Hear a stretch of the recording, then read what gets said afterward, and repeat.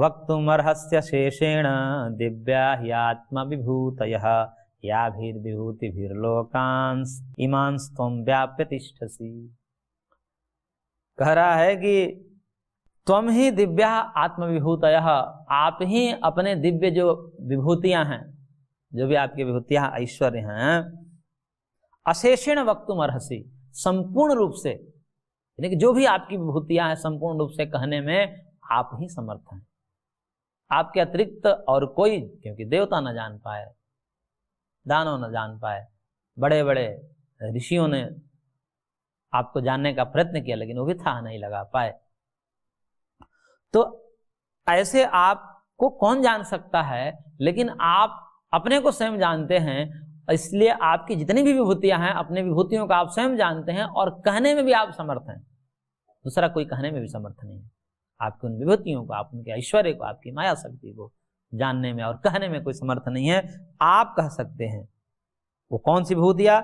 या भी विभूति भी ईमान लोकान व्याप्य तिष्ठति, जिन विभूति के द्वारा, जिन ऐश्वर्य के द्वारा, जिन माया शक्ति कही है, जो उनकी सर्वज्ञता है, व्यापकता है, उस शक्ति के द्वारा आप समस्त लोकों में व्याप्त हैं।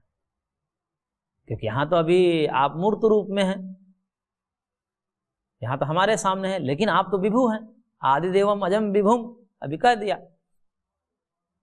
तो उस ऐश्वर्य, वो कौन सा आपका ऐश्वर्य जिसके द्वारा आप संपूर्ण जगत में समाहित हैं और इस समस्त लोक को व्याप्त करके आप स्थित हैं, सब लोकों में व्याप्त हैं, समस्त वस्तुओं में व्याप्त हैं, एक एक परमाणु के अंदर आप विद्यमान हैं।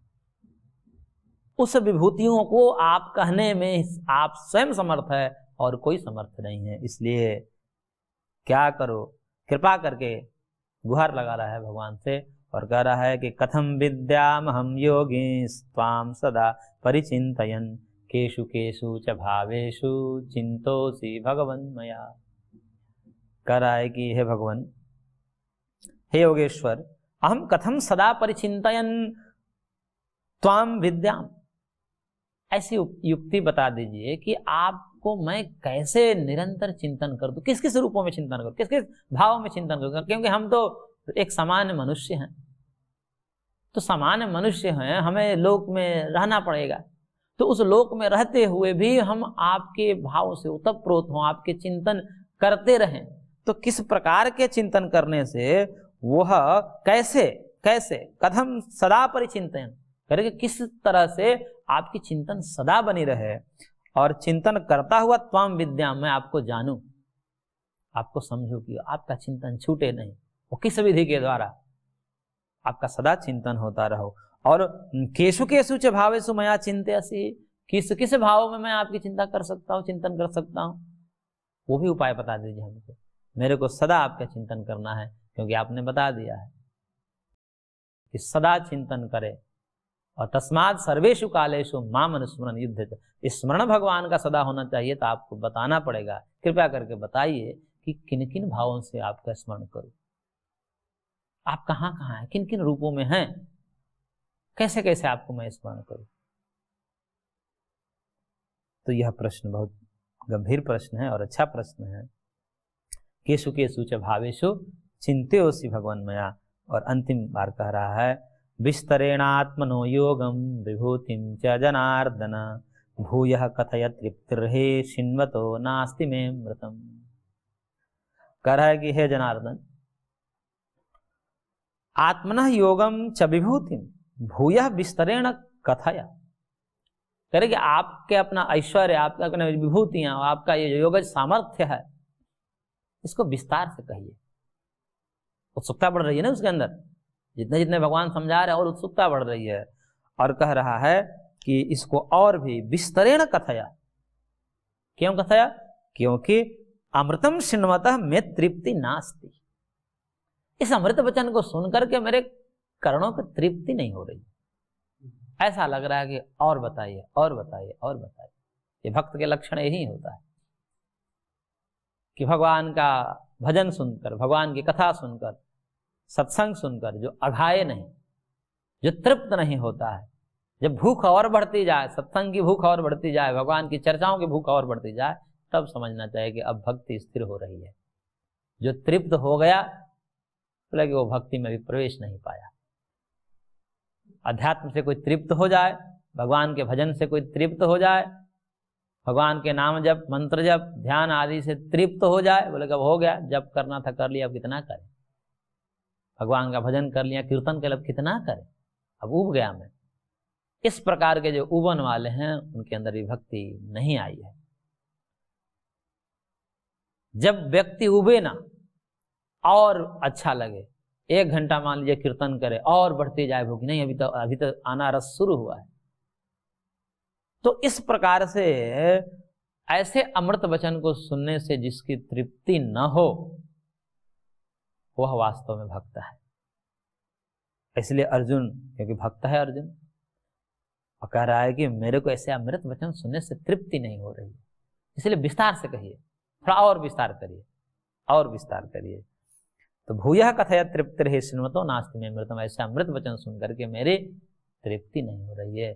भूयः कथय, और विस्तार से कहिए। विस्तरेण आत्मनो योगम, अपने ये योग शक्ति को, अपने ऐश्वर्य को, विभूति को थोड़ा विस्तार से कहिए।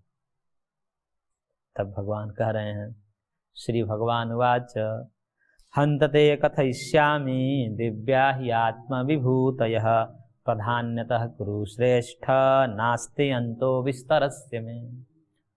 भगवान कहे कि देखो है कुरुश्रेष्ठ, है कौरव में श्रेष्ठ अर्जुन, अब मैं दिव्या ही आत्मविभूतयः प्राधान्यतः ते कथयिष्यामि, ये मेरी जो दिव्य विभूतियां हैं इसको मैं प्रधान रूपेण ही कह पाऊंगा।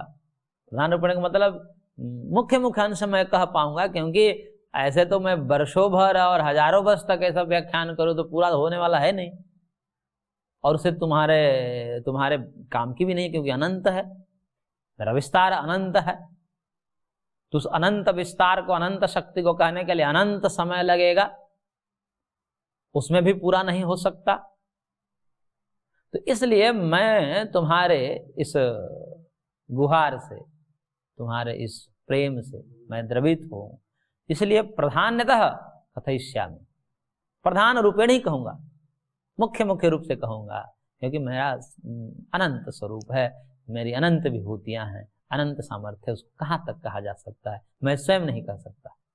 भगवान भी अपने आप की विभूतियों को कहने में असमर्थ बता रहे हैं, क्योंकि नहीं कहा जा सकता, कितना कहेंगे। लेकिन हाँ, उतना कह दूंगा जिससे तुम्हारा कल्याण हो जाए, तुम्हारी भक्ति दृढ़ हो जाए, तुम्हारी भावना और दृढ़ हो जाए, इसलिए मैं उतना तो अवश्य ही कह दूंगा। क्यों? क्योंकि नास्ते अंतो विस्तरस्य में, मेरे इस विस्तार का अंत नहीं। ये मेरी विभूतियों का जो विस्तार है, मेरी योग माया है, इसका कहीं अंत नहीं। इसलिए मैं प्रधानतः कथयिष्यामि, मैं प्रधान रूपेण ही अपनी विभूतियों को, जो दिव्य विभूतियां हैं, उनको कहूंगा।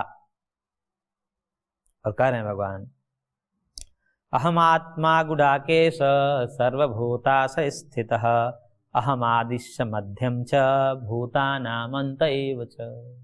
कह देखिए मैं कैसा हूं, हे गुडाकेश, हे अर्जुन। गुडाकेश अर्जुन का संबोधन है। कह रहे कि अहम सर्वभूताशय स्थितः, मैं सब भूतों के हृदय में स्थित हूं, समस्त प्राणियों के हृदय में स्थित हूं। और अहम सर्वभूताशय स्थितः आत्मा, ऐसा मैं समस्त भूतों के अंतःकरण में विद्यमान मानो उनकी आत्मा हूं, आत्म रूप हूं मैं उनके।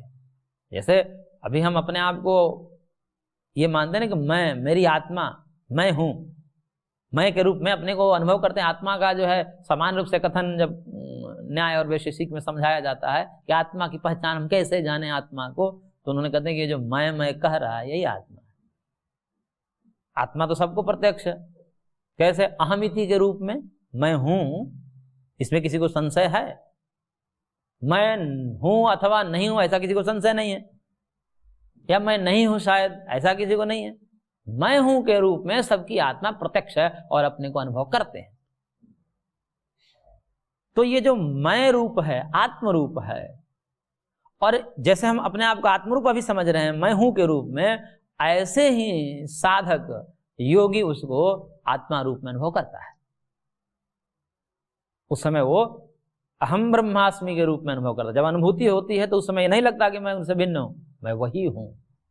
इसलिए ब्रह्मसूत्रकार ने आत्मेति उपगछन्ति ग्राह्यन्ति च ऐसा सूत्र दिया कि योगी लोग उसको किस रूप में ग्रहण करते हैं, आत्मा के रूप, अपने आत्मा, वो मेरी आत्मा है। जब अनुभव होता है तो ऐसे ही होता है। तो मैं सब भूतों के अंदर हृदय में रख स्थित मानो मैं उसकी आत्मा हूं। और यही नहीं, भूतानाम आदि ही, भूतों का आदि हूं मैं, शुरुआत हूं, मेरे से ही सारे भूतों की उत्पत्ति हुई है। मैं भूतों का आदि कारण हूं, मेरे से ही भूतों की उत्पत्ति हुई है। और मध्यम च, मध्य ही मैं ही हूं। अभी जो वर्तमान में मध्य मतलब इनका पालन पोषण हो रहा है, तो ये पालन पोषण करने वाला मैं ही हूं। मैं इनकी उत्पत्ति करने वाला, जन्म देने वाला भी मैं ही हूं, और इनका पालन पोषण करने वाला भी मैं ही हूं। और अहमेव अंतः, मैं ही इनका अंत भी हूं। अंत में, सृष्टि के अंत में सबको मैं प्रलय में ले जाता हूं, अथवा बीच बीच में मृत्यु को देकर अंत करता रहता हूं। तो मैं इन समस्त भूतों का आदि हूं, मध्य हूं, अवसान हूं, अंत हूं। तो आदि, मध्य और अवसान, ये तीनों मैं ही हूं। मेरे से उत्पत्ति होती है, मेरे से स्थिर है, और मेरे में लीन हो जाएगी। अब चूंकि ये तो मूल भाव है, ये तो मूल भाव है। इस मूल भाव के अतिरिक्त अर्जुन ने कहा कि केशु केशु च भावेशु, किन किन भाव में मैं आपको भजन करूं, किन किन भाव में देखो, कैसे कैसे कहां कहां पर मैं आपको वो भावना करूं, क्योंकि हमको तो आलम्बन चाहिए। हाँ, हालांकि आप सर्वव्यापक हैं, लेकिन वो सर्वव्यापक तो अदृश्य है, अतीन्द्रिय है, हम देख नहीं पाते।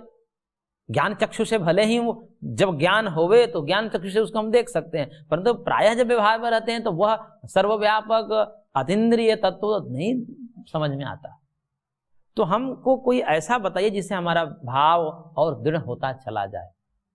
यानी कि हम इंद्रियों में वर्तन कर रहे हैं, इंद्रियों के धरातल पर जी रहे हैं व्यवहार में, और उसी व्यवहार में जीते जीते हमारा भाव भी ब्रह्ममय हो जाए। तो उसके लिए कुछ आलम्बन बताइए जिससे हमारे और भाव दृढ़ होता जाए, निरंतर आपकी ही स्मृति रहे। तो भगवान अब यहाँ से प्रारंभ कर रहे हैं और कह रहे हैं, आदित्यानाम अहम विष्णुर्ज्योतिषाम रविरंशुमान मरीचि मरुतामस्मि नक्षत्राणाम अहम शशि। करेंगे आदित्यानाम अहम विष्णु, मैं आदित्यों में विष्णु। 12 आदित्य होते हैं पुराणों में और उपनिषदों में भी अलग प्रकार से आदित्य की चर्चा है। तो उन 12 आदित्यों में मैं विष्णु। श्रेष्ठता का प्रतिपादन करते हैं कि जहां जहां भी श्रेष्ठ चीज दिखाते हैं, क्योंकि भावना श्रेष्ठ चीज में ही आती है। जो सबसे श्रेष्ठ होगा भाव वहीं पर बनेगा, निकृष्ट में तो बनेगा नहीं। तो इसलिए भगवान ने यहाँ पर कहा कि मैं 12 आदित्यों में कौन सा हूं, विष्णु हूं। और कहा भगवान आगे, ज्योतिषाम अंशुमान रवि, जितने भी चमकीले पदार्थ हैं, ज्योति वाले, प्रकाश वाले हैं, उन प्रकाश वालों में मैं ये जो चमकता हुआ सूर्य है, रश्मि वाला जो सूर्य है, ये मैं हूं। यहां भावना करो, क्योंकि मेरे से ही प्रकाश आ रहे हैं।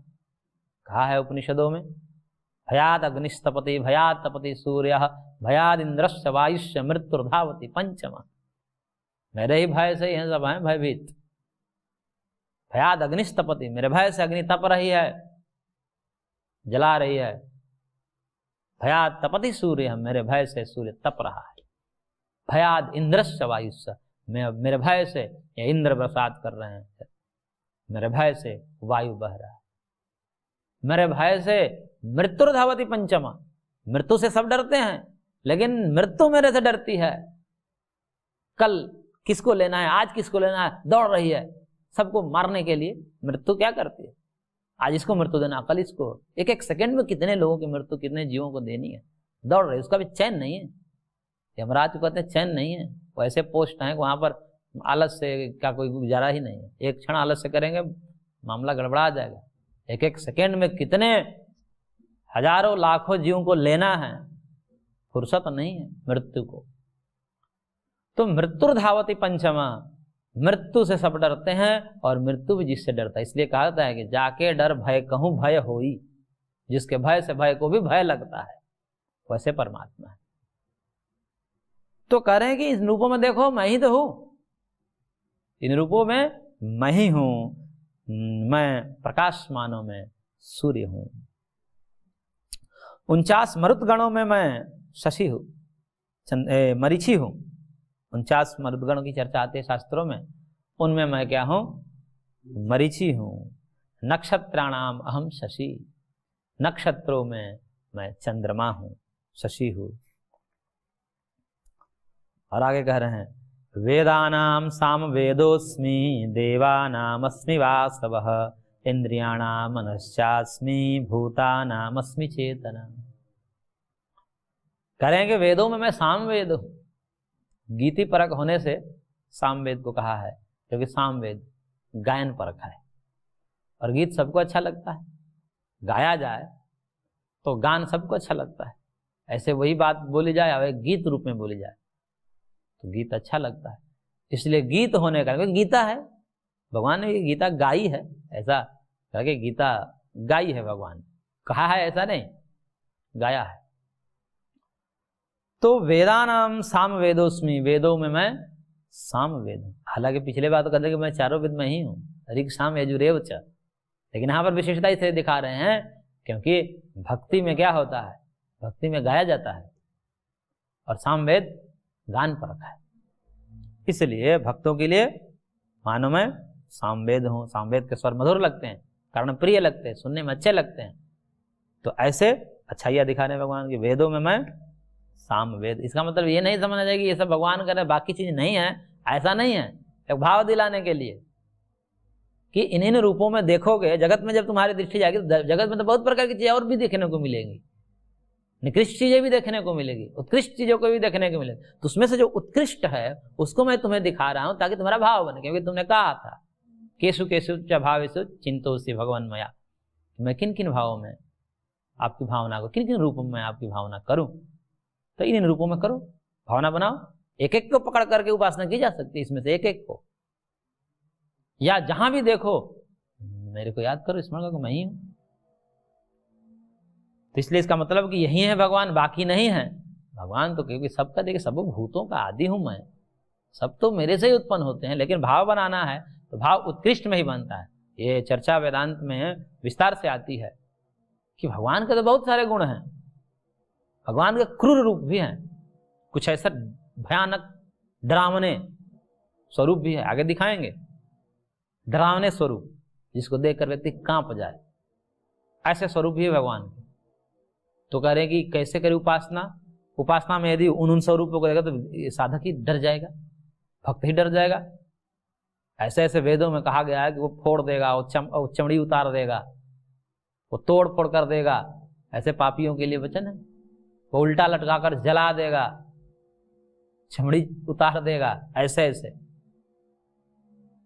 भगवान के मतलब जो भयानक स्वरूप है उसका भी वर्णन आता है। तब वहां पर आचार्यों ने कहा, महर्षियों ने कहा कि ऐसे भगवान के स्वरूप का ध्यान नहीं किया जाता है, क्योंकि भगवान से जुड़ना होता है तो उसमें जो सौम्य गुण होते हैं भगवान के, उन्हीं गुणों का ध्यान धरा जाता है, उन्हीं का बार बार चिंतन किया जाता है। क्रूर रूप यदि करेंगे तो पापियों को डराने के लिए है, भक्तों के लिए वो थोड़े रूप है, वह तो पापियों को डराने के लिए, उनको सही मार्ग दिखाने के लिए वह क्रूर रूप है, भयानक रूप है भगवान के। लेकिन भक्तों के लिए तो सौम्य रूप है, इसलिए भक्तों को उन पर ध्यान नहीं देना चाहिए। हालांकि पाप से बचने के लिए उनको ध्यान रखना चाहिए, पाप से बचें, क्योंकि पाप करेंगे तो फिर पकड़ लेंगे भगवान और फिर वैसे ही व्यवहार करेंगे पापियों की भांति। इसलिए उस रूप को भी कभी कभी ध्यान में रखना चाहिए। कभी कभी क्या होता है कि समग्र रूप भक्त जो है केवल भगवान को नहीं, दिव्य रूपों को और सौम्य रूपों को, गुणों का ध्यान धरता है, इसलिए क्योंकि जुड़ना होता है। और इसलिए कहा जाता है कि भाई भगवान कृपालु हैं, दयालु हैं, क्षमावान है, क्षमाशील हैं। तो ऐसा करते करते क्या होता है, कभी कभी व्यक्ति गलत करता है, अपने वासनाओं के अनुसार चलता है, फिर कहता है भगवान क्षमा कर देंगे क्योंकि दयालु हैं, कृपालु है। तो करेंगे ऐसे भी क्षमा नहीं करेंगे, फिर वो रूप भी ध्यान में रखना चाहिए। पापों से बचने के लिए भगवान के क्रूर रूप भी जो है ध्यान में रखना चाहिए साधक को। नहीं तो ठीक है, भगवान कृपा कर देंगे, परंतु पापों से बच करके जब भगवान की भक्ति करते हैं तब क्षमा कर देते हैं। पाप करते हुए भगवान की भक्ति करते हैं तब नहीं छोड़ते भगवान। इसलिए इतना कठोर हृदय, इतना तो ब्रेक लगाना ही पड़ता है कि अब पाप नहीं करेंगे आगे से, और फिर उसके बाद भक्ति शुरुआत कर, तब भगवान माफ कर देते हैं पिछले वाले पाप। नहीं तो बीच बीच में पाप भी करें और फिर भगवान से कहें कि माफ कर दो, आप तो कृपालु हैं, हमसे गलतियां हो जाती है। तो कह रहे कितनी भी गलतियां सब जानते भी हो कि पापों से निवृत्त होकर के मेरी भक्ति की जाती है, पाप छोड़ो। क्योंकि भगवान ने कहा अपिचेत सुदुराचार भजते माम अनन्य भाग। तो सुदुराचार का मतलब क्या कि पूर्व में किया था सुदुरा, अब नहीं है सुदुराचारी। क्यों? क्योंकि सम्यक व्यवस्थित हो ही सह, अब समस्त दुराचरणों का त्याग करके उसकी बुद्धि दृढ़ हो गई है। तो इसलिए वो रूप भी, भयानक रूप भी काम आते हैं साधक के लिए, पाप से बचने के लिए। डर जाते हैं कि नहीं नहीं नहीं ये करेंगे तो भगवान फिर छोड़ेंगे नहीं। तो भक्ति के लिए तो भगवान के सौम्य रूप ही काम आते हैं। कभी कभी उन रूपों का जहाँ पाप हावी हो गए अंतःकरण में, मन में, तो उस समय वो ध्यान करने से फिर डर जाता है व्यक्ति पापों से। तो वेदानाम सामवेदोस्मि देवानाम अस्मि वासवः। मैं देवताओं में क्या हूँ? देवताओं में मैं इंद्र हूँ। देवताओं में मैं इंद्र हूँ, क्योंकि इंद्र के पास सबसे ज्यादा ऐश्वर्य होता है। तो देवताओं में मैं इंद्र हूँ। और इंद्रियाणाम मनश्चास्मि, इंद्रियों में मैं मन हूँ, क्योंकि मन ही समस्त इंद्रियों को चलाता है। यदि मन कहीं और हो तो आंखें देख नहीं सकती, मन यदि और हो तो कान सुन नहीं सकता, मन यदि कहीं और हो तो आप भोजन कर रहे हैं, रस ही नहीं आएगा जीवा से। तो इसलिए मन के माध्यम से इंद्रियां अपने विषयों को ग्रहण करती, अन्यथा नहीं कर सकती। इसलिए इंद्रियों का जो मुखिया है वो मन है। इसलिए भगवान ने कहा कि इंद्रियों में मैं मन हूं। भूतानामस्मि चेतना, प्राणियों में जो है मैं जीवनी शक्ति, मैं चेतना हूं, आत्मा हूं। प्राणियों में जो है, समस्त भूत प्राणियों में जो चेतना है ना, ये चेतनता, ये जो ज्ञान रूपता, अनुभव शक्ति, जो जीवनी शक्ति जो दिख रही है वो मैं हूं। समस्त प्राणियों में जो संजीवनी शक्ति है वो मैं हूं। और आगे कह रहे हैं रुद्राणाम शंकरश्चास्मि वित्तेशो यक्ष रक्षसाम वसूनाम पावकश्चास्मि मेरुः शिखरिणाम अहम्। करेंगे एकादश रुद्रों में मैं शंकर हूं, भगवान शंकर हूं। एकादश रुद्रों में मैं शंकर हूं। और यक्ष राक्षसाम वित्तेश, यक्ष और राक्षसों में मैं वित्तेश, यानी कि वित्त का ईश जो है कुबेर, कुबेर मेरा ही रूप है। अहम वसुनाम पावकः, 8 वसुओं में मैं अग्नि पावक हूं। शिखरिणाम मेरु अस्मि, और पर्वत शिखरों में मैं सुमेरु हूं। सुमेरु जो है सबसे ऊंचा पर्वत माना जाता है और प्रसिद्ध है सुमेरु, वहां जहां पर देवी देवताओं का जहां पर वास माना जाता है, ऐसा जो है मेरु पर्वत मैं हूं। और आगे भी कह रहे हैं पुरोधसाम च मुख्यम माम विद्धि पार्थ बृहस्पतिम सेनानी नाम हम स्कंदः सरसामस्मि सागरः। करेंगे पुरोधसाम मुख्यम बृहस्पतिम, पुरोहितों में मैं जो मुख्य बृहस्पति हूं, क्योंकि देवताओं का पुरोहित जो है भगवान बृहस्पति है। तो मैं पुरोहितों में कौन सा हूं? बृहस्पति हूं। वो माम विद्धि, मेरे को ही जान। तो पुरोहितों में सबसे श्रेष्ठ बृहस्पति हैं, वो मुझको ही जान। और हम सेनानी नाम स्कंदः, सेनापतियों में, क्योंकि एक से एक सेनापति होते हैं, तो सेनापतियों में स्कंदः अर्थात कार्तिकेय, भगवान शंकर के पुत्र जो कार्तिकेय हैं, वो सेनानियों में मुख्य है। उनके जैसे सेनापति नहीं हुए। तो कह रहे हैं कि सेनापतियों में मैं स्कंदः कार्तिकेय हूं। और सरसाम सागरः अस्मि, और जलाशयों में मैं सागर हूं, समुद्र हूं। तो मेरा ही स्वरूप समझो। और आगे कह रहे हैं कि महर्षिणाम भृगुरहम गिराम्यस्मेकम अक्षरम यज्ञानाम जप यज्ञोस्मि स्थावराणाम हिमालयः। कह रहे हैं कि महर्षियों में भृगु हूं। भृगु महर्षि को सबसे श्रेष्ठ माना है भगवान ने, अपना ही रूप माना है कि महर्षिणाम भृगु हम गिराम्यस्मि एकम अक्षरम। मैं शब्दों में, गिराम अर्थात शब्दाम, शब्दों में मैं क्या हूं? एक अक्षर हूं। एक अक्षर क्या है? ओम इति एकाक्षरम ब्रह्म। तो जो एकाक्षर ओम है, ओमकार है, प्रणव है, वह एक अक्षर में, मतलब कोई एक अक्षर का कोई शब्द हो तो ओम है, वो मैं। तो वह मैं ओमकार मैं हूं। और यज्ञानाम जप यज्ञोस्मि, यज्ञों में मैं जप यज्ञ हूं। समस्त यज्ञों में जो है जप यज्ञ को भगवान ने यहाँ पर उत्कृष्ट बताया कि मैं जप हूं। क्योंकि मनुस्मृति में भी ये वचन आता है कि जप नैव संसिद्धेत ब्राह्मणा नात्र संशय कुर्यन्नवा नवा कुर्यान मैत्रो ब्राह्मण उच्यते, कि वह ब्राह्मण जो है, ब्रह्मवेत्ता, ब्रह्म को जानने वाला मुमुक्षु जो है, वह जप नैव संसिद्धेत ब्राह्मण नात्र संशय, वो जप से ही संसिद्ध हो जाता है। कुर्यन अन्य नवा कुर्यात, वो बाकी अग्निहोत्र करे अथवा न करे, केवल जप से ही संसिद्धि को प्राप्त कर लेता है, भगवान को प्राप्त कर लेता है, इसमें कोई संशय नहीं है। इसलिए भक्ति की जो सबसे विशेष बात है, सबसे अन्यतम अंग जो है वह है जप। भक्ति का सबसे अन्यतम अंग क्या है? जप है। इसलिए भगवान कहें, क्योंकि यहाँ भक्ति योग की शुरुआत हो चुकी है, भक्तों के लिए सब कह रहे हैं, भक्तों के भाव की वृद्धि के लिए ये सब प्रकरण शुरू किए हैं भगवान ने। तो इसलिए मैं समस्त यज्ञों में क्या हूं? जप यज्ञ। जप को यज्ञ कहा, यज्ञ कई प्रकार के हैं, तो जप को भी एक यज्ञ कहा। तो यज्ञा नाम जप यज्ञोस्मि, स्थावरा नाम हिमालय, स्थावरों में मैं हिमालय, स्थिर रहने वाले जो पदार्थ हैं उसमें मैं क्या हूं? हिमालय हूं। और अभी आगे कह रहे हैं, अश्वत्थ सर्ववृक्षाणाम देवर्षीणाम च नारदः गंधर्वाणाम चित्ररथः सिद्धानाम कपिलो मुनिः। कह रहे हैं कि सब वृक्षों में मैं अश्वत्थ हूं, पीपल, पीपल का वृक्ष हूं मैं, क्योंकि पीपल को बहुत पवित्र और शुद्ध बनाता है। ऐसे वैज्ञानिक दृष्टिकोण से भी 24 घंटे ऑक्सीजन देता है। तो मैं वृक्षों में पीपल हूं, अश्वत्थ हूं। देवर्षिणाम च नारद, देवर्षियों में मैं नारद, देवों के ऋषि देवर्षि होते हैं, तो देवर्षियों में मैं कौन सा ऋषि हूं? नारद हूं। गंधर्वाणाम चित्ररथ, गंधर्वों में, गंधर्व एक योनि होती है, उसमें कह रहे हैं कि मैं चित्ररथ हूं, चित्ररथ नाम का गंधर्व हूं। और सिद्धा नाम कपिलो मुनि, सिद्धों में मैं महर्षि कपिल, जिन्होंने सांख्य शास्त्र का व्याख्यान किया। तो इस प्रकार से भगवान यहाँ पर अपने विभूतियों का वर्णन कर रहे हैं, आगे और करेंगे।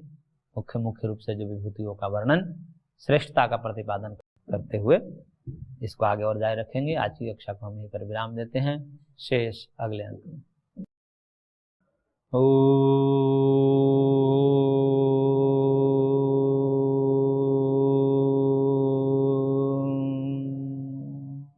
शांति शांति शांति।